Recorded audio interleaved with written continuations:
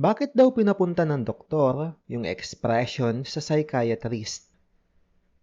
Kasi hindi daw siya rational. Ang topic natin ngayon ay tungkol sa rational expressions na angkop para sa grade 8 math first quarter.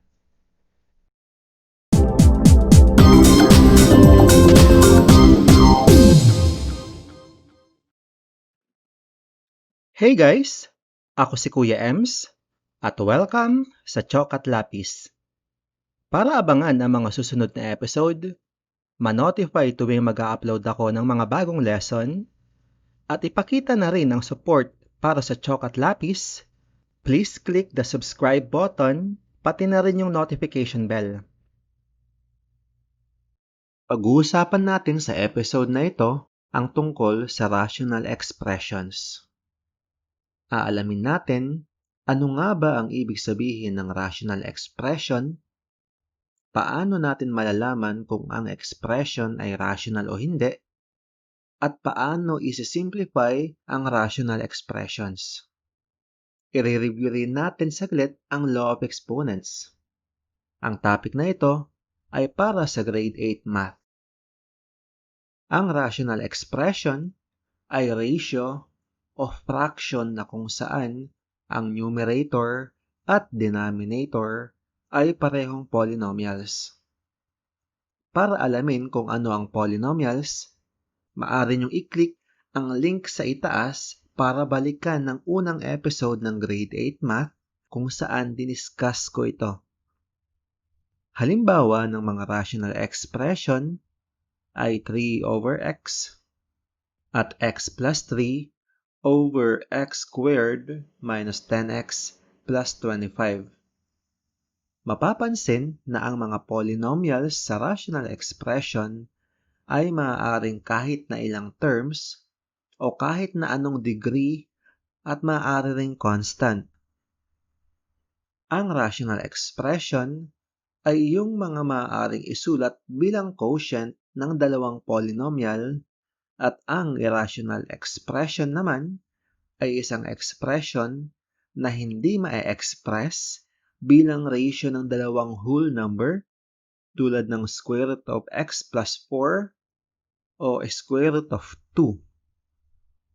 Isa pang bagay na kailangan tandaan, ang rational expression ay hindi maaaring magkaroon ng 0 bilang denominator dahil hindi ka pwedeng mag-divide by 0 sa math.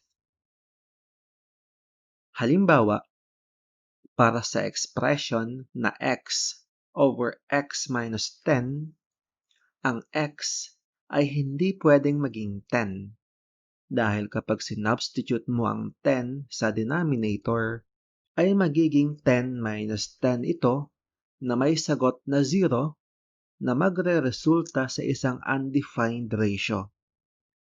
Tandaan na ang division by 0 ay nagre-result sa tinatawag nating undefined.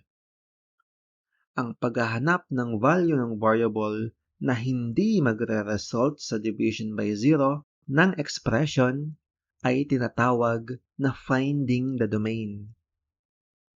Halimbawa, kapag sinabing identify the domain of the expression 3x plus 2 over x minus 4, alamin mo kung ano ang value ng variable x na magiging 0 ang denominator.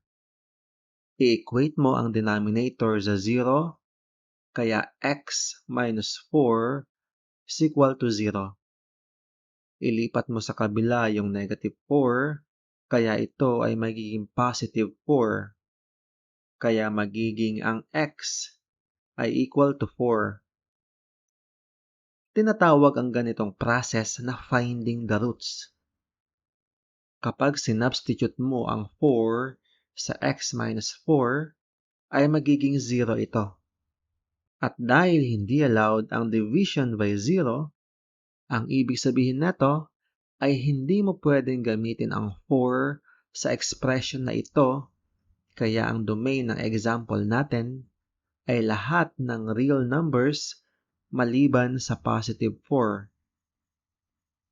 Next, ang i-discuss natin ay kung paano mag-simplify ng rational expressions. Pero bago tayo dumako dito, pasadahan muna natin ulit ang law of exponents para mas madali tayong makapag-simplify. Heto ang isang madaling tandaang listahan ng mga nasabing laws.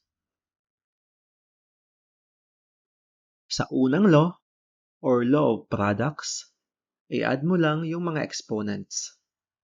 Sa pangalawa, o law of quotients, isubtract mo yung exponent ng numerator sa exponent ng denominator. Sa third law, o power of power, i-multiply mo yung exponents. Sa fourth law, o power of a product, i-multiply mo individually sa power ng bawat base yung power ng group o exponent na nasa labas ng parenthesis. Sa panglimang law, o power of fractions, i-apply mo individually sa exponents ng numerator at denominator yung power ng group o parenthesis. Sa sixth at seventh law, ang negative exponents ay magiging positive kapag in-inverse mo yung position nila sa fraction. Halimbawa, yung numerator ay magiging denominator at yung denominator ay magiging numerator. Isa pang additional law ay yung raising to a power of 0 na laging nagre-result sa isang constant na sagot na 1. Para mag-simplify ng rational expression, dapat ay komportable ka na mag-simplify ng polynomials, lalo na ang paggamit ng GCF method. Para balikan ito, pakiclick yung link sa itaas. Halimbawa, simplify 14x squared plus 7x over 14x.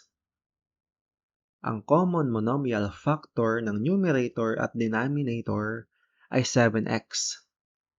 Kaya ilalabas mo ito, kaya magiging 7x times quantity 2x plus 1 over 7x times 2.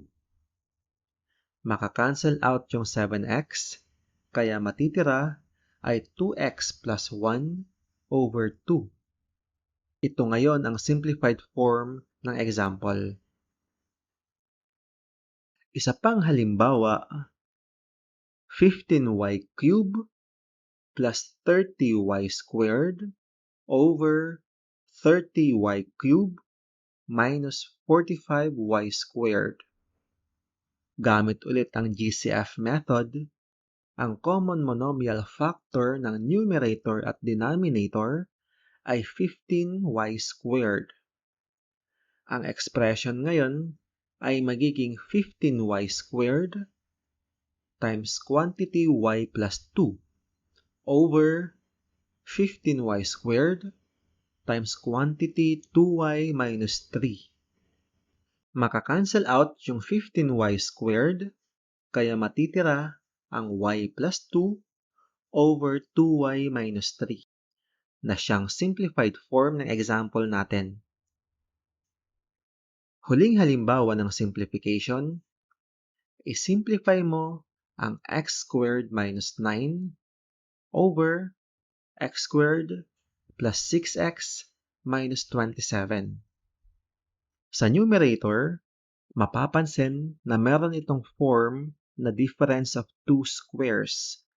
Kaya masisimplify mo ito bilang quantity x plus 3 close quantity times quantity x minus 3. Mabi-verify mo na tama ang mga factors na ito kapag pinag-multiply mo ang dalawang ito at babalik ito sa original form. Sa denominator naman, mag-isip ka ng dalawang numbers na kapag pinag-add mo ay makukuha mo yung middle term coefficient at pag pinag-multiply mo naman ay makukuha mo yung third term. Ang dalawang numbers na ito ay positive 9 at negative 3. Dahil kapag pinag-add mo ang 9 at negative 3 ay 6. At pag pinag-multiply mo naman sila, ang sagot ay negative 27. Kaya ang factors ng denominator ay quantity x plus 9 times quantity x minus 3.